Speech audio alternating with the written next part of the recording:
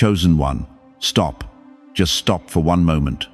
Put everything down, because what I'm about to say in the next 60 seconds has been true about your life for a long time, and nobody has had the courage to say it directly to your face. April 13 is not important because the calendar says so. It is important because something in you has been crawling toward this edge for years. Quietly, painfully, in the dark, when nobody was watching. You felt it before you could explain it. A pressure behind the sternum. A wakefulness in the soul that sleep couldn't touch. Not panic, not noise, a summons. And here is the shock. The thing that will either break something loose inside you or confirm what you already suspected in your quietest moments. The most dangerous place you have ever lived is inside a life where God was moving and you were too exhausted to notice. You've been carrying something invisible for years, maybe decades. The weight of feeling overlooked when you gave everything. The ache of wondering whether the meaningful chapter of your life has already closed without ceremony. The quiet devastation of spiritual false starts, moments where you believed something was finally shifting, and then the silence returned. And something in you stopped pretending. That is not defeat. That is the beginning of something God has been waiting for. Because here is what nobody in your life has told you this morning. You are not behind. You are not forgotten. You are not too old, too tired, or too late. You are finally spiritually alert enough to hear what God has been saying all along. That is the miracle. Not the date. You. Before this message ends, I'm going to show you exactly why April 13 begins with a warning, not a celebration, and why that warning may be the mercy that saves your next season before it slips through your hands. Stay with me. Every word from this point forward was placed here for you. If this message found you at the right moment right now, in the comments, write, "I'm listening now," because chosen one, heaven already is. Let me say something that nobody around you has been honest enough to say. You were never just tired. What you have been carrying is not fatigue. Fatigue comes from doing too much. What you have been living inside is something heavier, something older, something that does not disappear after a good night's sleep or a quiet Sunday morning. You have been tired of carrying everybody else while nobody carried you. Tired of being the strong one in every room, the one who held it together at the funeral, the one who stayed calm when the family fractured, the one who kept showing up to church with a smile so practiced it stopped feeling like a choice. You learned how to function while bleeding. You kept smiling while grieving things you never even got to name out loud. You stopped asking for help, not because you didn't need it, but because you got so used to being the one who held everything together that asking felt like betrayal, like weakness, like you were abandoning your own post. And the silence, not the silence of peace, the silence of abandonment, the silence of prayers that went up and nothing came back. The silence of people who should have noticed and didn't. The silence of a church that celebrated your strength and never once asked what it cost you. That silence didn't just hurt. It taught you something dangerous. It taught you that your pain was not important enough to interrupt anyone else's comfort. Chosen one, that was a lie. And you believed it for too long. David knew this place. In Psalm 13, he didn't whisper it politely. He demanded an answer. "How long, O Lord, will you forget me forever?" That is not weak faith. That is honest faith. The kind of faith that refuses to dress up its wounds for Sunday morning. The kind of faith that looks heaven in the face and says, "I am still here, but I am not okay, and I need you to show up." That is where you have been living. And here is what makes it even more painful. You watched people around you move forward. People who seemed less faithful. People who didn't sacrifice what you sacrificed. People who didn't pray what you prayed. People who didn't endure what you endured. And they got the promotion. They got the breakthrough. They got the recognition. And you got more silence. That is not a small wound. That is a deep one. And God is not asking you to pretend it isn't. But chosen one, hear me carefully now, because this is where everything shifts. What you have been experiencing is not burnout. Burnout is what happens when a machine runs too long without maintenance. What you have been living through is something far more significant. You are a bridge groaning under the weight of 2 seasons at once, still holding the residue of everything the last chapter cost you, while the new chapter is already pressing against you from the other side. You are an old wineskin straining because something new is being poured in and the structure hasn't caught up yet. You are a house shaking, not because it is collapsing, but because a new floor is being built and the foundation is being tested for the weight it is about to carry. Isaiah 40:30. One does not say those who sprint will be renewed. It says those who wait upon the Lord. And waiting in Scripture is never passive. Waiting is active, endurance under invisible pressure. Waiting is holding your position when every nerve in your body is screaming to run, to quit, to settle for less than what was promised. You have been waiting longer than most people could have lasted.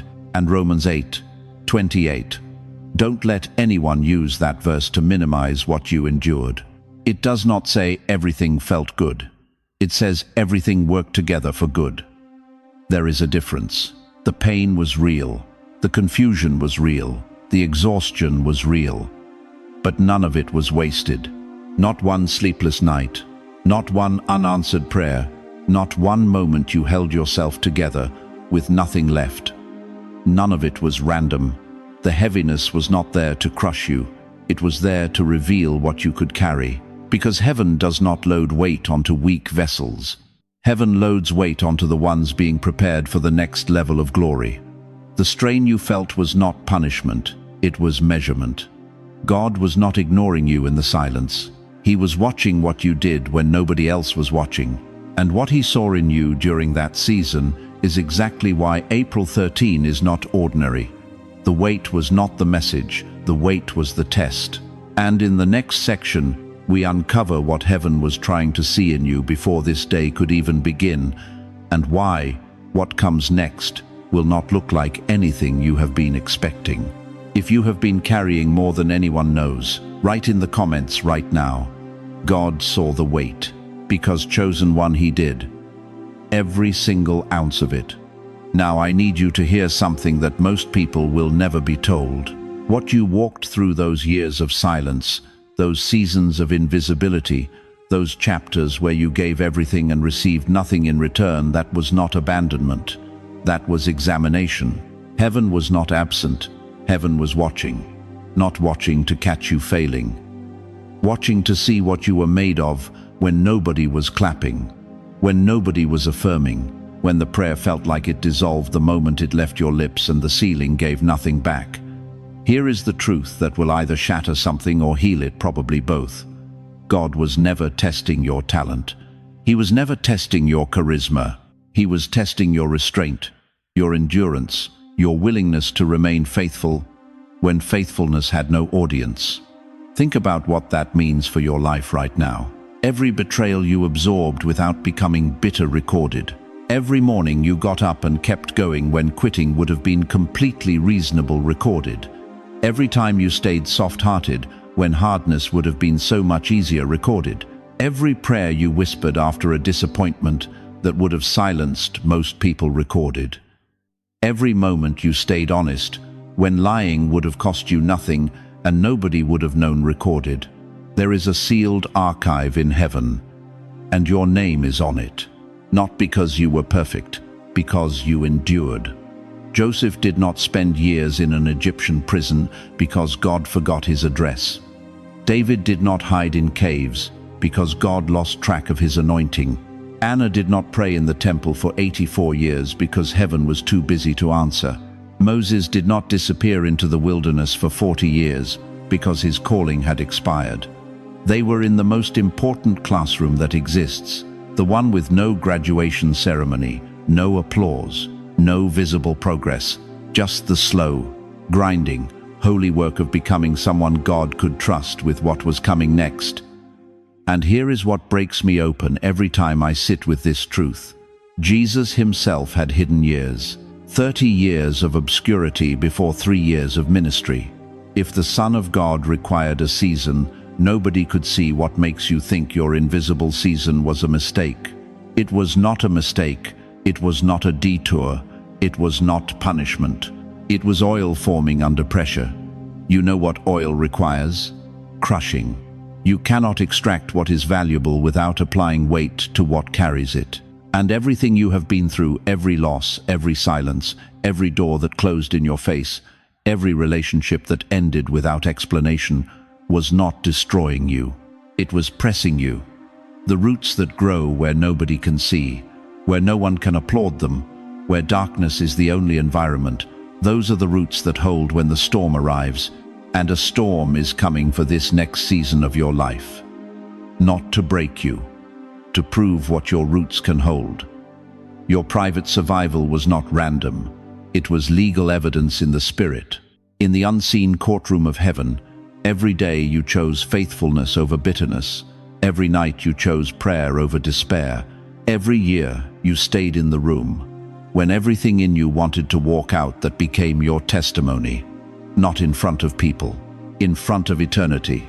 And April 13 does not begin because God suddenly noticed you. April 13 begins because God has already been measuring your hidden endurance, and the measurement is complete. Now let me ask you something that I need you to sit with, because this is not a comfortable question. How many times did you almost give up and nobody knew? How many times did you smile in public and fall apart at home? How many times did you encourage someone else through a storm you were secretly drowning in? Heaven saw every single one of those moments. And here is what makes this sacred and terrifying at the same time. The same people who pass the hidden test are often the ones who fail the public beginning. And what causes that failure is not what most people think. It is not lack of faith. It is not lack of preparation. It is misunderstanding what the new season is actually asking of them. It is stepping into the light and immediately abandoning the very disciplines that carried them through the dark. I am going to show you exactly what that trap looks like and how to walk through April 13 without falling into it before this message is finished. But right now, before we go any further, if you stayed faithful in a season nobody understood, if you kept going when keeping going cost you everything, write it in the comments right now. I passed in secret. Because chosen one, what comes next is not a reward for your resume. It is a release that was always waiting for your roots to be ready. And the question you need to be asking yourself is not whether you deserve what is coming. The question is, are you still carrying the thing that almost buried you? Because if you are, what God is about to open will not fit through a heart that is still holding yesterday's weight. Now listen carefully, because this is the part most people skip, and skipping it is exactly why they end up standing at the edge of something God prepared and walking away with nothing. You felt the shift. You recognized the summons. Good. But here is the danger nobody warns you about at the beginning of a new season. Most people don't lose their breakthrough because the enemy takes it. They lose it because they misread it. And right now, on the edge of April 13, that is the single most important truth I can place in your hands. So stay with me, because what I'm about to show you could be the difference between walking into everything God has prepared or sabotaging it before it ever fully opens. The first mistake is expecting noise when God moves with precision. You've been conditioned your whole life to believe that when God shows up, you'll feel it like an earthquake, like a flood, like something undeniable that sweeps everything in its path. But beloved, that is not how the deepest moves of God begin. Elijah stood on the mountain, wind tore the rocks apart, fire fell, the earth shook, and God was in none of it. Then came a still, small voice. 1 Kings 19:12. And here you are waiting for the earthquake when God is already speaking in the quiet, waiting for the dramatic sign when the signal has already been sent, missing the moment because it didn't arrive the way you expected. The most precise moves of God feel, at first, like almost nothing. A subtle knowing, a door that opens without resistance, a peace that makes no logical sense given your circumstances. If you are waiting for noise, you will miss it. The second mistake is running ahead because relief feels like permission. This one is more dangerous than the first. When pressure finally lifts after a long, exhausting season, and chosen one. You know exactly what kind of pressure I'm talking about. When that weight begins to ease, something inside you wants to move, fast, urgently, as if stillness now would be ingratitude. But hear this, just because a door opens does not mean God is standing on the other side of it. Abraham learned this. When God called him forward, Lot came with him. Genesis 12. And that one decision, bringing someone who wasn't assigned to the journey, created division, strife, and years of complication. Not every open door in your new season is a divine invitation. Some are distractions dressed in the clothing of opportunity. Some are the enemy's most sophisticated trap, false urgency. At the exact moment your breakthrough begins, the runway is not the sky. Movement has started. That does not mean you are free to move carelessly. The third mistake, and this one will cost you everything if you don't address it, is dragging your old identity into a new assignment. Say this slowly in your mind. Who were you 5 years ago when the wounds were fresh? How did you speak? What did you expect? How did you introduce yourself to possibility? Because if you are still speaking from that wounded version of yourself, still rehearsing the disappointments, still leading with the losses, still defining your future by what your past refused to give you, you will damage what is opening. Israel left Egypt. Exodus 14. The Red Sea parted. God did the impossible. Deliverance happened in a single night. But the mindset took 40 years. They had new land ahead and slave thinking still running in their veins. And beloved, that is not ancient history. That is happening right now in living rooms across this country, in the hearts of people who are standing at the edge of something new and still speaking like prisoners. Peter walked on water, Matthew 14, until he stopped looking at Jesus and started calculating the waves. The miracle didn't disappear because the water changed. It disappeared because his gaze changed. Your new season requires a new gaze. So let me ask you something direct, something that might be uncomfortable. What are you still saying about yourself that belongs to a season God already closed? What old wound are you still introducing as your identity? What old failure are you carrying into a door that was never built to hold that weight? Because here is the truth that changes everything. The new season does not first require speed, it requires discernment, not hustle, not noise, not movement for the sake of movement. Discernment, the ability to hear precisely, to move only when moved by God, to leave behind what was never assigned, to go forward with you. People around you may not affirm this shift. That is not a sign you are wrong. That is a sign you are further ahead than your circle can currently see. And if you are serious, if you genuinely do not want to sabotage what God is beginning in your life right now, write this in the comments. Teach me how to carry it. Because chosen one, knowing a new season has arrived is only the first step. What you do in the next few minutes will determine whether you carry it with wisdom or repeat the cycle one more time. And that is exactly where this message turns. You are still here, and that means something, because most people heard the first word and kept scrolling, but you stayed, and chosen one. Nothing about that is accidental. So let me give you what you came for. You want to know what actually begins on April 13. You want to know why this date has weight, why something in your spirit leaned forward the moment you heard it. Here is the truth, and I need you to receive it without flinching. The big day does not begin outside of you. No headline, no announcement, no lightning from heaven, no sudden reversal of every hard thing in your life. It begins inside you.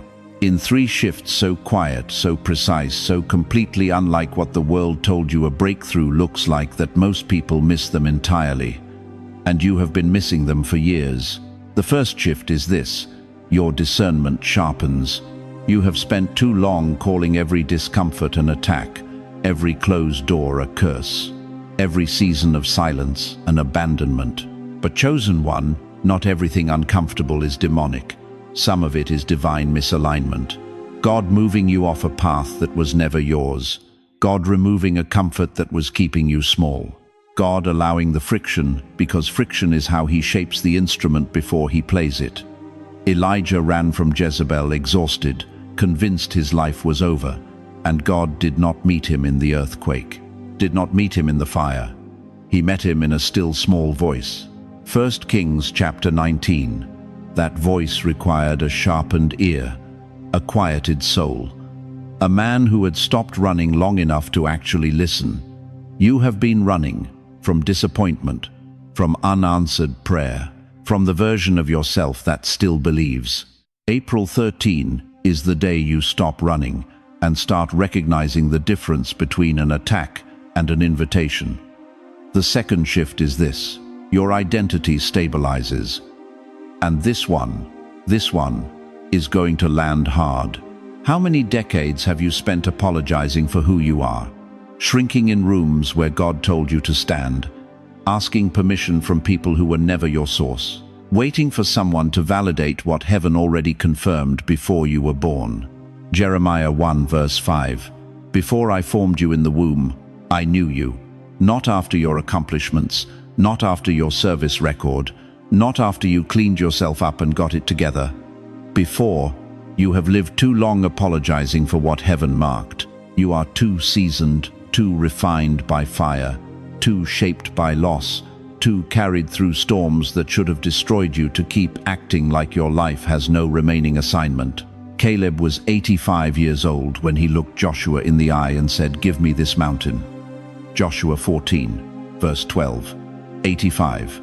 Still reaching, still claiming, still dangerous to the enemy. Your age is not the evidence of ending. It is the evidence of refinement. And a refined vessel does not ask permission to carry what God placed inside it. The third shift is this: your movement becomes cleaner. This may be the most practical and the most powerful. You have been chasing 10 directions at once, 10 open tabs in your spirit, 10 half-started things, 10 voices telling you 10 different versions of what you should be doing with the time you have left. And the noise has been exhausting you. Chosen one, the big day begins when confusion loses its grip on you.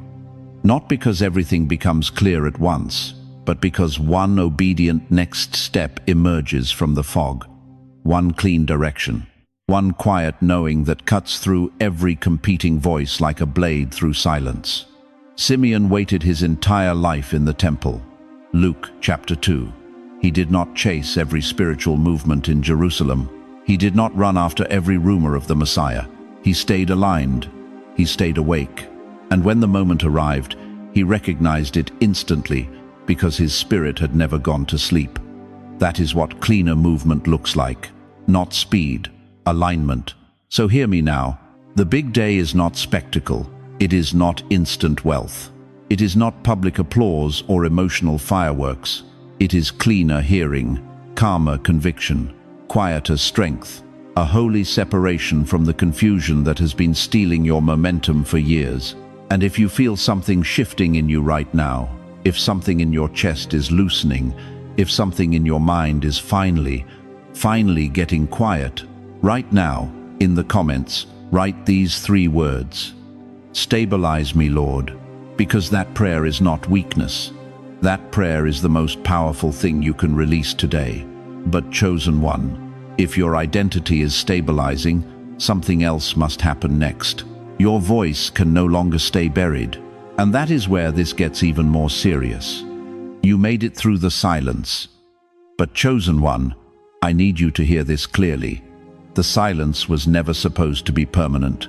It was protection for a season. But now, silence will cost you. And that is the truth. Nobody sitting across from you at Sunday dinner has had the courage to say, "You have been mute," not because you had nothing to say, but because something or someone convinced you that your voice did not matter, that your words were too much, that your truth was too dangerous, that your calling was too late, and so you swallowed it, all of it.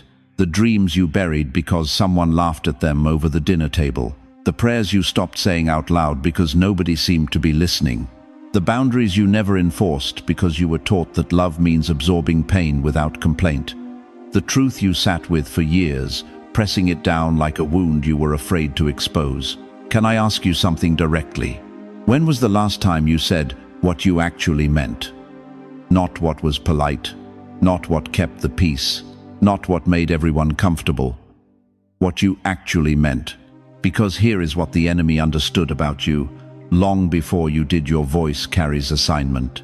And anything that carries assignment becomes a target. So he came for it early. He used shame first. Made you feel like speaking up was arrogance. Made you feel like your story was not significant enough to tell. He used dismissal, the rolled eyes, the interrupted sentences, the rooms where your presence was tolerated but your perspective was never truly heard. He used family wounds, the parent who silenced you before you could finish a sentence, the spouse who made your opinions feel small, the children who got too busy to listen. He used church pain, the congregation where you were seen as a seat filler, not a voice carrier, where your decades of faithfulness were invisible, but someone younger with a microphone was celebrated every Sunday. He used age.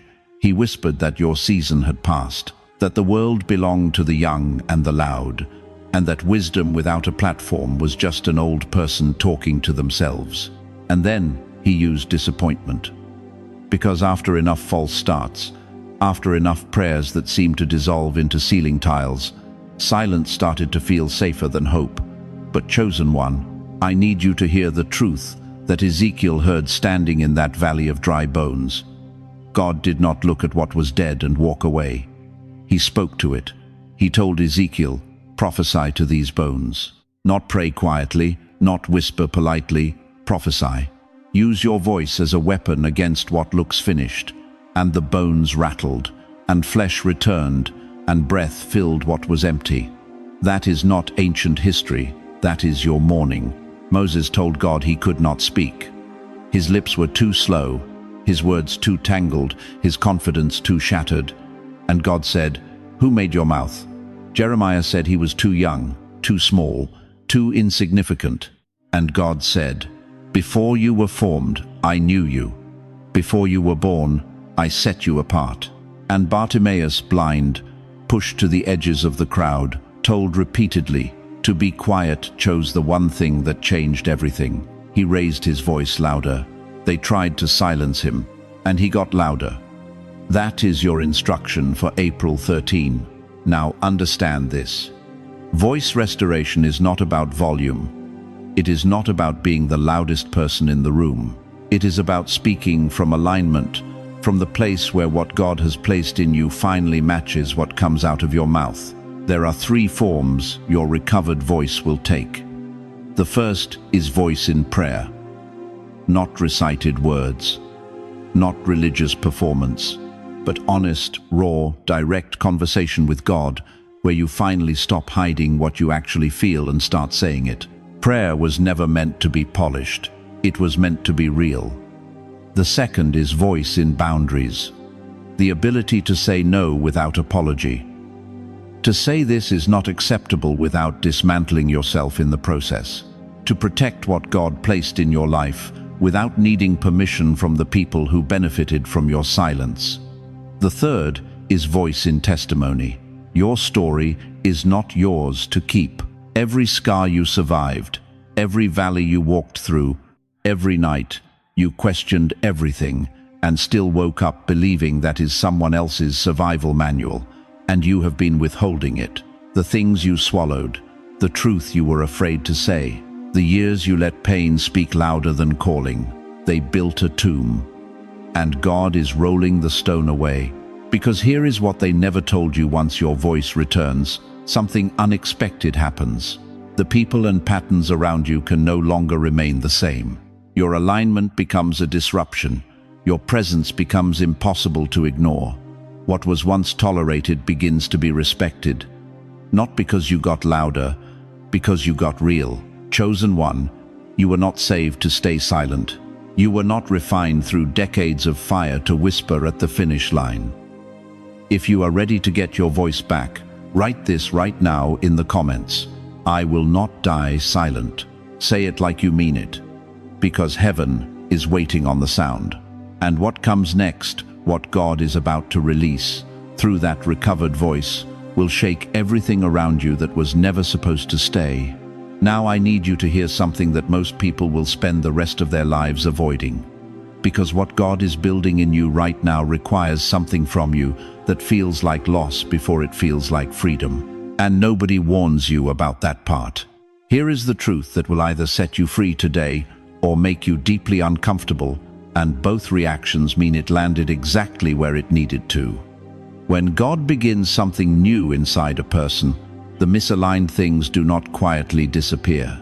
They become louder, more obvious, more painful. Like a shoe that once fit but now cuts into the bone with every step. You didn't change the shoe. You outgrew it. And chosen one, you have outgrown some things that you have been carrying out of loyalty, guilt, and the quiet terror of being alone. Say it slowly. Let it settle. Some relationships in your life do not build your faith. They drain it. Every conversation leaves you smaller than when you arrived. Every phone call costs you something you cannot name but deeply feel. You walk away from certain people and your chest is heavier, your spirit is quieter, your hope is thinner, and you have tolerated this for decades. Not because you were weak, because you were faithful to people who were not always faithful to what God placed inside you. But hear me, and hear me clearly. Peace is not selfish, discernment is not cruelty, and separation is not failure, it is obedience. Abraham did not leave Ur because he hated where he came from. He left because God said the next chapter cannot be written in the same location as the last one. Genesis 12:1. Leave your country, your people, your father's household. God did not say leave when it is convenient. God did not say leave when everyone understands. He said leave, and Abraham moved. But here is the devastating part of that story that nobody preaches on Sunday morning. Lot's wife left. She walked away from everything. She was steps away from her new beginning. And then she looked back, not because she loved Sodom more than God, but because she was not finished grieving what she was leaving behind. And that backward glance cost her everything. Chosen one, how many of your seasons have been lost, not because God did not move, but because you kept looking back? How many new beginnings have you buried under the weight of old obligations that God never assigned to you? Ruth understood something that most people never learn until it is almost too late. She stood at the crossroads of Moab and said to Naomi, "Where you go, I will go." She did not look back. She did not negotiate. She severed what was behind her and moved toward what God was building ahead of her. And God gave her Boaz. God gave her a lineage. God gave her a legacy that is still being read thousands of years later. What is God waiting to give you that your full hands cannot receive? Because here is what I need you to sit with for just a moment. You cannot carry a new mantle with hands full of expired weight. Read that again. Let it go somewhere deep. The branches that fall from a vine are not punished, they are pruned. John 15:2. Every branch that does bear fruit, he prunes so that it will be even more fruitful. The gardener does not prune because the branch is worthless. He prunes because the branch has more capacity than what it is currently producing. The cutting is not the end. The cutting is the preparation. Paul said it this way in Philippians 3:7. Whatever were gains to me, I now consider loss. The relationships, the reputation, the religious resume, the identity he had spent decades building. He called it all loss not because it was worthless to the world, but because it was weight that could not enter where God was taking him. And chosen one, some of what you are holding right now is not evil, it is not wicked, it is simply expired. An old key is not a bad key. It is just a key that no longer opens the door in front of you. A cage that once kept you safe becomes a prison the moment you are ready to fly. Clothes that fit who you were will choke who you are becoming. And the question you must answer tonight, the one that has been sitting in the back of your chest since this message began, is this. What are you still carrying that God already set down? What environment requires you to make yourself smaller just to stay inside it? What emotional obligation has been draining your anointing for years while calling itself love? If God is showing you what no longer fits, write it right now in the comments. Clear what you didn't plant. Because the clearing is not the climax of what God is doing. The clearing only prepares the ground. And what comes next, the real transfer, the real weight of what this entire message has been building toward, that is where everything changes. Chosen one, I need you to stay with me right here, because what I'm about to say is going to reach back across every hard year you have lived and reframe it completely. Not soften it, not minimize it, reframe it.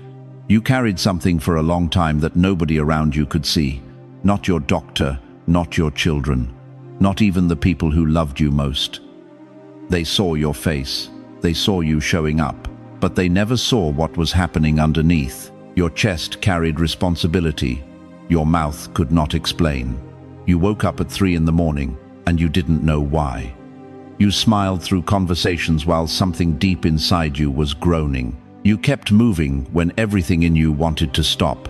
And the worst part, the part that nobody talks about in church, the part that gets buried under praise music and offering plates, is that you started to wonder whether God had simply forgotten where He put you.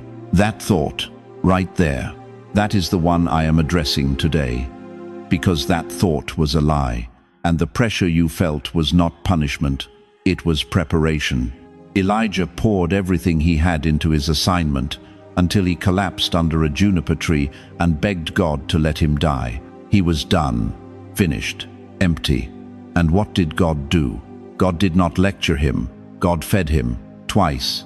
And then God said, "Get up, because the journey is too great for you to make on what you currently carry."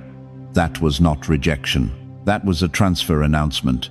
Because after Elijah came Elisha, and Elisha received a double portion, not despite Elijah's exhaustion, but through it. The weight Elijah carried became the weight that proved a transfer was necessary. Moses poured 40 years into a generation that never entered the promise. 40 years. And at the edge of everything he built, God said, "Moses, it passes through you to Joshua now." The pressure increases because thresholds always groan before they open. Paul wrote to Timothy from a prison cell, not from a pulpit, not from a platform, from chains. And from those chains he transferred something that shaped the entire early church. He said, "I am being poured out." And what he poured became Timothy's foundation. Do you understand what I am telling you? Heaven was placing iron into the spine of your soul. Not cruelty, iron. The kind of strength that cannot be manufactured in comfort. The kind of clarity that only comes after years of carrying what you could not yet name. The kind of peace that does not arrive until every false substitute has been stripped away. Jacob wrestled all night with the angel and walked away with a limp. People see the limp. They miss the blessing. They miss the new name. They miss the fact that God Himself held on until daybreak, not to destroy Jacob, but because something in Jacob was worth that fight. You have been limping, and people around you only see the limp. But chosen one, God sees the wrestling. God sees every night you refused to let go. Every prayer you whispered when your faith was down to its last breath. Every more that you got to your staying down would have been so much easier. Jesus Himself knelt in Gethsemane and sweat blood before obedience reached its public form. The weight was real, the anguish was real, and that weight did not disqualify Him from the assignment. That weight proved He was the one who could carry it. You were not just tired, you were being measured. Heaven does not transfer to vessels that have never been tested. Heaven does not hand authority to someone who has never carried weight. The responsibility you are about to receive required a foundation that could not be built in a single season. It required years. It required nights. It required exactly the journey you have already walked. The response was delayed until heaven saw you could carry it. Read that again. Let it reach the place in you that stopped expecting. Let it speak directly to the part of you that made peace with less, because more stopped feeling possible. The weight was not there to crush you. It was there to prove you could carry what is coming. And what is coming is not small. It is not a minor blessing slipped quietly through a side door. What is coming carries the weight of legacy. It carries the transfer of courage to people connected to you who are watching and do not even know they are watching. It carries clarity that will cut through confusion in your family, in your community, in the lives of people who need what only you can give them, because only you survived what you survived. But if something has been transferred to you, and it has, then one final question remains. What will heaven require from you now?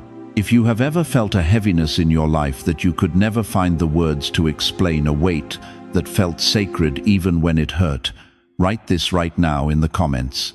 I felt the weight.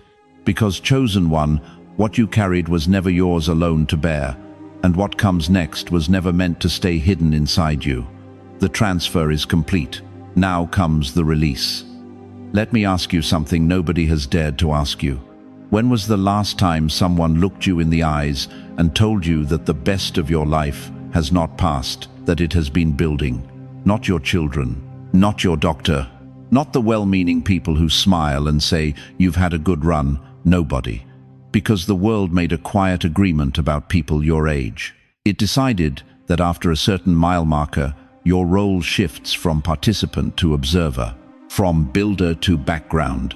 And somewhere along the way, you started believing it. That is the lie. April 13 is breaking open today. Because, chosen one, you were not hidden because God forgot you. You were hidden because God was finishing something inside you that the world wasn't ready to receive yet.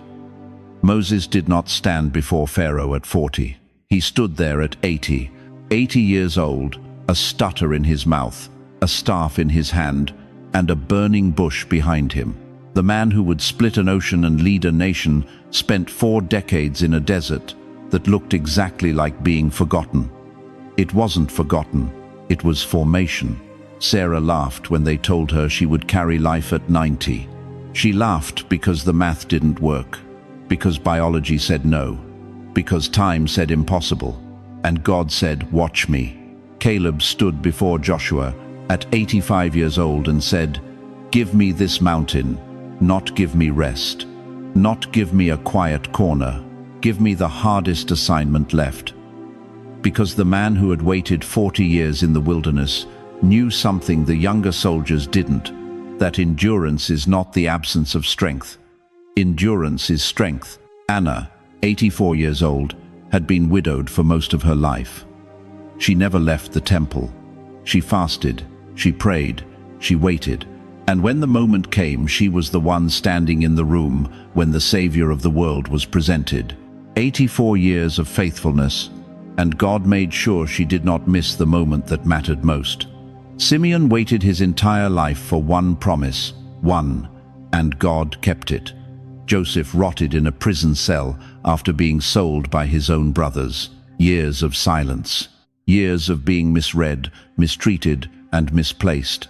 And then in a single morning, the prison became the palace. David hid in caves, running for his life, hunted like an animal by the very king he had served faithfully. And those caves did not disqualify him from the throne. Those caves prepared him for it. Do you understand what God is saying to you right now? Your wilderness was not your waste. Your waiting was not your rejection. Your hiddenness was not your ending. It was your preparation. And now I need you to hear this next part slowly, because this is the line that changes everything. You are not living leftovers. You are not past use. You are not the faded version of someone who mattered once. You are a seasoned vessel that has survived everything the enemy threw at you, and you are still standing on this side of the ground. Every scar you carry is credibility. Every loss you survived is language. Every night you made it through when you didn't know how, that is testimony that cannot be manufactured by someone who hasn't lived it. Not too late, not forgotten, not discarded, not finished, not buried, prepared. The 13th of April 2026 does not begin because your life suddenly becomes easy. It begins because you stop agreeing with the lie that your meaningful years are over. It begins the moment you look that lie directly in the face and say, "You do not speak for my God," because your God is the God of the 11th hour, Your God is the God who shows up when the math stops working. Your God is the God who parts waters that have no business parting, who opens wombs that medicine closed, who calls dead things back to life by name. And chosen one, he knows your name. The big day begins the moment you stop calling your hiddenness an ending and start calling it preparation. This is your mountain, right here, right now. At whatever age you are reading this, hearing this, feeling this, this is not your conclusion. This is your commissioning. So right now, in the comments, I need you to do something. Not for me, for yourself. As a declaration that you are done agreeing with the lie. As a covenant between you and the God who has been carrying you through every hidden season, write this: I am not finished. Say it out loud first. Let your own ears hear it, then write it. Because what comes next in this message, what God is about to show you about this specific season, this specific warning, and this specific open door, you are going to need to be standing on solid ground to receive it.